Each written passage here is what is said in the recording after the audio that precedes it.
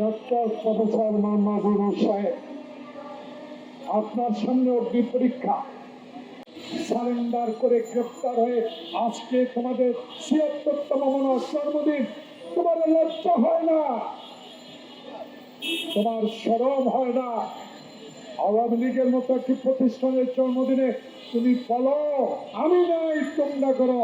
তোমার সেই লজ্জা যদি থাকতো তাহলে বাংলাদেশ জাতীয়তাবাদী দল, জিয়ার দল, যিনি স্বাধীনতা ঘোষণা করে বাংলাদেশে বহুদলীয় গণতন্ত্র প্রতিষ্ঠা করেছিলেন, সেই জিয়াউর রহমানের নাম এবং জিয়াউর রহমানের দলকে নিঃশেষ করে দিত না। আজকে তাই তোমার এই পরিণতি চান না তোমার বাবা এবং তুমি যাও। বন্ধুগণ, বক্তব্য দীর্ঘায়িত করবো না। বুকে সাহস আছে, আমার দলকে আমি বিশ্বাস করি। বাংলাদেশের স্বাধীনতা আন্দোলনে আমার দলের নেতার যে ভূমিকা, সেই ভূমিকাকে কটাক্ষ করে কথা বলেছিলেন শেখ হাসিনা। সেদিন পার্লামেন্টে যাওয়ার আমার সৌভাগ্য হয়েছিল। সেদিন আব্দুল হামিদ সাহেব স্পিকার ছিলেন। আমার সামনে আমার সেই নেত্রী, যেই নেত্রী বাংলাদেশে আপসী নেতৃত্ব লাভ করেছিলেন, তার সংগ্রামের কারণে, তার সততার কারণে সেদিন তাকে সামনে রেখে বলেছিলাম, আব্দুল হামিদ সাহেব কথা বলতে দেন, শুধু শেখ হাসিনার কথা শুনে বাংলাদেশকে ধ্বংস করে দিবেন না। কারণ শেখ হাসিনা সম্পূর্ণ আমাদের পার্শ্ববর্তী যারা বন্ধু বলে আমাদের ভাবে, যে ভারতীয়দের নির্দেশেই বাংলাদেশি রাজনীতি করে। সেই ভারতে ৭১ সালে স্বাধীনতার পর প্রথম একজন মুক্তিযোদ্ধাকে জেলে নিয়েছিল মেজর জলিল।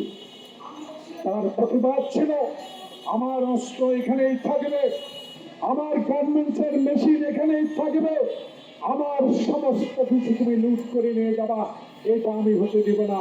সেদিন শেখ মুজিবুর রহমান সাহেব আপনার শাসন আমলেই মেজর জলিলকে কারাবরণ করতে হয়েছে। এইসব কথা ইতিহাস, এই ইতিহাস কোনোদিনও খণ্ডিত হবে না।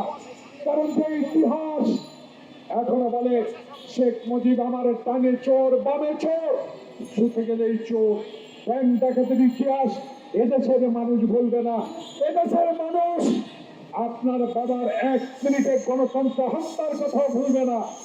তাই আজকে আপনার এই অবস্থা, ভারতে বসে আজকে আপনার জন্মদিনে আপনাকে বলতে হয় আপনারা করেন আমি আছি। আছে মানে কি? বাংলাদেশে ছাত্র জনতার এই বিপ্লব একদিনে হয় নাই, ১৬ বছর ১০,০০০ মাইল দূরে থেকে আমাদের প্রিয় নেতা তারেক রহমান সেই নির্দেশ দিয়ে সংগঠনকে শক্তিশালী করে রাজপথে আন্দোলন করে রক্ত ছড়েছে। আয়না ঘরে ছিল, ডিবি অফিসে নির্যাতিত হয়েছে, হাঁটু পানিতে দাঁড়িয়ে রাত কাটিয়েছে, এক জেলা থেকে অন্য জেলা গিয়ে রিক্সা চালিয়ে জীবন ধারণ করেছে।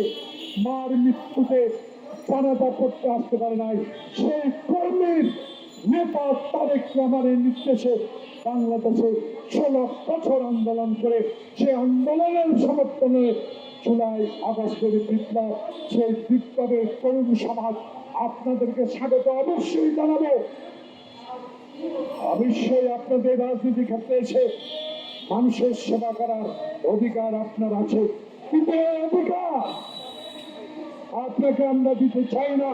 কারণ আমরা ১৬ বছরে আয়না ঘরে, ১৬ বছরে রাস্তায় নিপীড়িত হয়েছি। তাদের বিরুদ্ধে কথা বলা মানে জনবংশকে আপনি বিচ্ছিন্ন করা। তাই আপনারা রাজনীতি করুন, আমাদের কোনো আপত্তি নাই, কিন্তু আরেকটি প্রমাণ হবে। ডক্টর প্রফেসর মোহাম্মদ সাহেব, আপনার সামনে অগ্নি পরীক্ষা। লন্ডনে বসে নেতার সাথে আলোচনা করে উত্তর কিছু প্রস্তুত করেছেন। ফেব্রুয়ারিতে নির্বাচন হোক, সকলেই আমরা চাই। সেই নির্বাচনের ফাঁকে যদি আবার কোন ষড়যন্ত্র নিহিত থাকে, আবার কোন প্রচারণা যদি আপনার কানের কাছে গুনগুন করে ষড়যন্ত্র করে এই নির্বাচনকে বানচাল করে পুরো প্রচেষ্টা করে, আমরা রুখে দিব, রুখে দাঁড়াবো। তাই আজকে আপনাকে বলতে চাই, 1991 সালে শাহাবুদ্দিন ওইভাবে বসে কানিয়ে আনসার দিয়ে একজন পুলিশ দিয়ে নির্বাচন করেছেন। আমরা আশাবাদী, আমরা আপনার কাছে আশা, আপনার কাছে চাই। বাংলাদেশের তারেক রহমান বলেছে, আমি আমার প্রজন্মে যারা 14 সাল থেকে ভোটার হয়েছেন তারা একদিনও ভোট কেন্দ্রে যেতে পারেন নাই, আমি সেই ভোটারদের ভোট দেওয়ার অধিকার ফেরত চাই। আমি মৃত ব্যক্তির ভোট চাই না, আমি দিনের ভোট দিনে হোক, আমি রাতে চাই না। আমি 14 সালে 154 জন বিনা প্রতিদ্বন্দ্বিতা নির্বাচিত হোক, এই নির্বাচন আমি চাই না। আমি জোর করে হুন্ডা গুন্ডা দিয়ে আমি বাংলাদেশের সরকার গঠন করতে চাই না। আমি সরকার গঠন করতে চাই 91 শাহাবুদ্দিনের মতো একটা সুষ্ঠু ভোটের মাধ্যমে।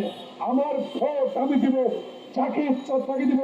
এর মাধ্যমে যদি আমি সংখ্যাগরিষ্ঠতা পাই, আমি সরকার গঠন করব, ক্ষমতা নয়। সেই সরকার গঠিত হবে 16 বছর যারা আমার সাথে রাজপথে হাসিনার বিরুদ্ধে লড়াই করেছে তাদেরকে।